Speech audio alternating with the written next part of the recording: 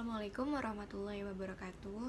Saya Din Robiatul Mustasfa dari kelas G Prodi Ilmu Politik tahun 2020 Universitas Muhammadiyah Jakarta. Sebelumnya kita telah membahas tentang kepemimpinan politik yang ada di daerah. Pada kesempatan kali ini kita akan membahas tentang kepemimpinan yang ada di desa. Sebelum berlanjut untuk membahas kepemimpinan yang ada di desa, kita akan mengulas sedikit tentang perbedaan antara kepemimpinan dan juga pemimpin.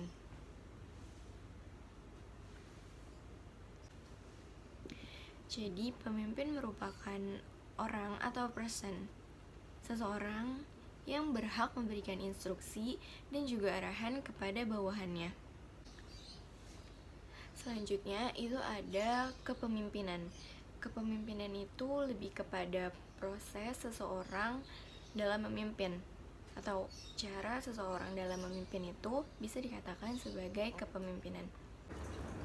Contohnya seperti apa, Kak? Contoh dari kepemimpinan itu adalah seseorang yang bisa mengolah organisasinya. Jadi pemimpin itu ingin organisasinya seperti ini. Bagaimana caranya, bagaimana cara mempengaruhi anggotanya, dan bagaimana caranya untuk mencapai tujuan organisasi tersebut. Jadi itulah yang dimaksud dengan kepemimpinan. Proses atau cara-cara yang dilakukan oleh seorang pemimpin. Maka itu disebut dengan kepemimpinan. Selanjutnya kita akan masuk ke pembahasan tentang pemerintahan desa, di mana memiliki dasar hukumnya seperti Undang-Undang Nomor 16 Tahun 2014 tentang desa.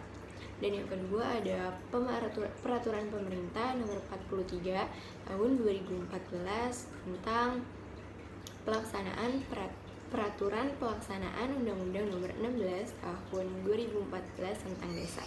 Pertama, kita akan lihat dulu definisi dari desa menurut Undang-Undang Nomor 6 Tahun 2014. Di sini dinyatakan bahwa yang dimaksud dengan desa adalah kesatuan masyarakat hukum yang memiliki batas wilayah yang berwenang untuk mengatur dan mengurus urusan pemerintahan, kepentingan masyarakat setempat berdasarkan prakarsa masyarakat, hak asal-usul, atau hak tradisional yang diakui dan dihormati dalam sistem pemerintahan Negara Kesatuan Republik Indonesia. Demikianlah pengertian pengertian desa dalam Undang-Undang Nomor 16 Tahun 2014. Lalu selanjutnya, apakah perbedaan desa dengan kelurahan? Yang pertama itu desa yang berada di wilayah perdesaan, sedangkan kelurahan itu berada di wilayah perkotaan. Dan desa itu dipimpin oleh kepala desa yang dipilih langsung oleh masyarakatnya. Sedangkan di kelurahan itu dipimpin oleh seorang lurah yang merupakan sebagai seorang PNS dan diangkat oleh bupati atau wali kota dan berfungsi sebagai perangkat kecamatan. Dan yang lebih penting, desa itu memiliki otonomi, sedangkan kelurahan itu tidak memiliki otonomi yang dimiliki oleh desa. Terkait dengan pemerintahan yang ada di desa, dijelaskan bahwa sosok kepemimpinan yang ideal yang ada di pedesaan adalah dia harus mengerti betul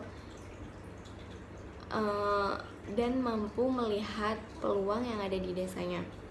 Jadi pemimpin ini tuh tidak hanya tahu masalahnya, tetapi yang paling penting itu peluang-peluang apa saja yang bisa dibangkitkan dari desa tersebut. Seorang pemimpin juga harus bisa menemukan potensi dan kemudian dia harus memiliki kapasitas kapasitas itu untuk melakukan aksinya dalam mengelola potensi tersebut, yang akan menjadikan potensi tersebut menjadi sebuah ekonomi kreatif. Selain itu, dia mampu melakukan dan dapat dikatakan bahwa gagasan itu bukan miliknya dia. Jadi, harus ada kapasitas untuk dia dalam menyampaikan gagasannya kepada masyarakat desa. Kesimpulannya bahwa pemimpin yang baik itu sebetulnya dia mampu menggali potensi-potensi yang ada di orang sekitarnya, dan jika digabungkan akan menjadikan sebuah kekuatan dia dalam memimpin. Nah, yang dimaksud dengan pemimpin desa itu disebut dengan kepala desa. Kepala desa ini biasanya dipilih langsung oleh masyarakat desanya tersebut. Nah, untuk masa jabatannya sendiri, kepala desa terhitung 6 tahun sejak masa pelantikannya. Dan kepala desa bisa mencalonkan kembali dirinya selama 3 periode. Sebagai kepala pemerintahan kepala desa, wewenang kepala desa itu sangat besar, meliputi pertama, memimpin penyelenggaraan pemerintahan desa. Yang kedua, mengangkat dan memberhentikan perangkat desa. Yang ketiga, memegang kekuasaan pengelolaan keuangan dan aset desa. Yang keempat, menetapkan peraturan desa. Yang kelima, membina kehidupan masyarakat desa. Yang keenam, membina keterampilan dan ketertiban masyarakat desa. Yang ketujuh itu membina dan meningkatkan perekonomian masyarakat desa agar lebih produktif dan lebih kreatif dalam membangun desanya tersebut, dapat menjadikan desanya menjadi ekonomi yang kreatif. Selain beberapa kewenangan tadi, kepala desa juga memiliki beberapa hak. Pertama, dia berhak mengusulkan struktur organisasi dan tata kerja pemerintahan desa. Dia juga berhak mengajukan rancangan dan berhak menetapkan peraturan desa. Dia juga menerima penghasilan tetap dan tunjangan yang tetap, tunjangan dan penerimaan lainnya yang sah, dan juga serta perlindungan hukum. Selain memiliki hak dan kewenangan yang sudah kita bahas tadi, kepala desa juga memiliki beberapa kewajiban. Di antaranya, pertama, dia wajib menyampaikan laporan penyelenggaraan pemerintahan setiap akhir tahun anggaran kepada bupati atau wali kota. Dia juga wajib menyampaikan laporan penyelenggaraan pemerintahan desa kepada akhir masa jabatannya kepada bupati atau wali kota. Kemudian dia juga wajib memberikan laporan keterangan penyelenggaraan pemerintahan secara tertulis kepada Badan Permusyawaratan Desa setiap tahun anggaran. Selanjutnya, dia juga harus memberikan dan atau menyebarkan informasi penyelenggaraan secara tertulis kepada masyarakat desa setiap akhir tahun anggaran. Setiap kewajiban ini tertera dalam pasal 27 Undang-Undang Nomor 6 Tahun 2000. Bagaimana mekanisme dalam pemilihan kepala desa? Yang pertama itu BPD atau Badan Permusyawaratan Desa memberitahukan kepada Kades tentang berakhirnya masa jabatan Kades secara tertulis 6 bulan sebelum masa jabatannya berakhir. Kemudian BPD membentuk panitia permusyawaratan desa. Kemudian Kades itu dipilih langsung oleh penduduk asli desanya. Kemudian calon Kades yang memiliki suara terbanyak dialah yang menjadi pemenangnya. Setelah itu, panitia pemilihan kepala desa menetapkan calon Kades yang terpilih tersebut. Kemudian bupati atau wali kota mengesahkan kepala desa sebagai Kades paling lama 30 hari sejak penyampaian pemilihan dari hasil pemilihan dari panitia pemilihan kades dalam bentuk keputusan bupati atau wali kota. Kemudian dalam hal terjadinya perselisihan pemilihan kades, bupati atau wali kota ini wajib menyelesaikan perselisihan dalam jangka waktu selama 30 hari. Nah, di awal tadi sudah dijelaskan bahwa yang dimaksud dengan pemerintah desa adalah kepala desa yang dibantu oleh perangkat desanya. Perangkat desa ini ada 3 macamnya fungsinya. Yang pertama itu ada sekretariat desa, yang tugas dan fungsi sehari-hari pelaksanaan sekretaris oleh sekretaris desa. Kemudian pelaksanaan kewilayahan, yaitu kepala dusun yang bertugas membantu tugas-tugas kepala desa di wilayah desa. Kemudian ada pelaksanaan teknis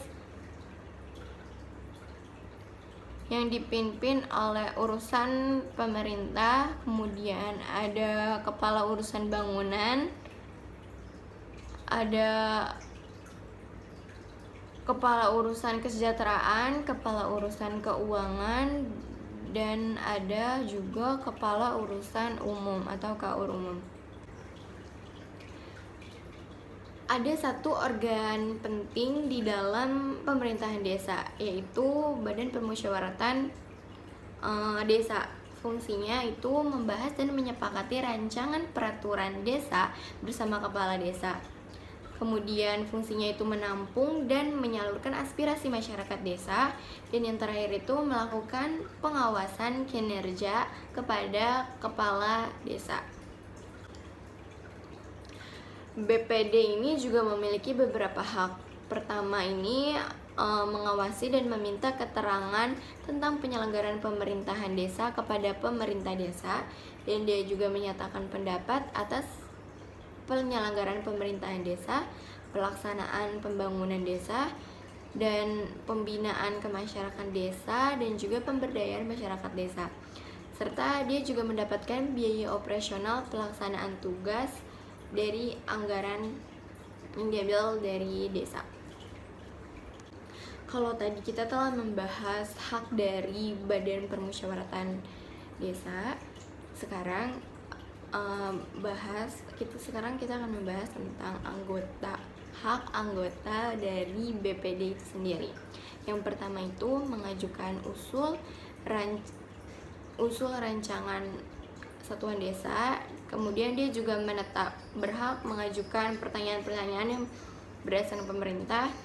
Dia juga menyampaikan usulan atau pendapat, dan dia juga berhak memilih dan dipilih, serta mendapat tunjangan dari anggaran pendapatan desa. Kepemimpinan sangat tepat untuk diterapkan dalam rangka pembaruan desa, serta implementasi undang-undang desa adalah kepemimpinan yang inovatif dan juga progresif. Apa itu kepemimpinan yang inovatif dan juga progresif? Di mana kepemimpinan ini lebih melibatkan partisipasi dan prakarsa masyarakat desa itu sendiri. Dalam hal prinsipnya itu transparansi untuk meminta masyarakatnya agar lebih mengawasi akuntabilitas kinerja yang disampaikan publik dan dilakukan setiap saat. Dan juga pembangunan desa itu melibatkan dari partisipasi masyarakat, mulai dari merencanakan, melaksanakan, serta mengawasi objek pembangunan. Seluruh unsur masyarakat itu diajak secara bersama-sama untuk menjaga ketentraman dan juga ketertiban desa. Yang kemudian musyawarah desa ini dilakukan melalui prosesi yang lebih tinggi yang ada di desa, baik itu kepala desa, badan perwakilan desa, organisasi lembaga kemasyarakatan desa, dan lainnya. Adapun semakin tinggi prakarsa masyarakat dalam pelaksanaan kewenangan lokal skala desa, maka kepemimpinan ini besar dalam program kegiatan tersebut kemungkinan akan berhasil. Dan selanjutnya, pendampingan desa ini dapat mendorong agar pemimpin desa itu, baik itu kepala desa maupun BPD, memiliki legitimasi yang tinggi sebagai modal pelaksanaan pembangunan di desa, sebagai teladan yang baik dan taat dan patuh terhadap peraturan hukum. Demikianlah pembahasan tentang kepemimpinan politik desa yang dapat saya sampaikan. Kurang lebihnya mohon maaf. Wabillahi taufiq wal hidayah. Wassalamualaikum warahmatullahi wabarakatuh.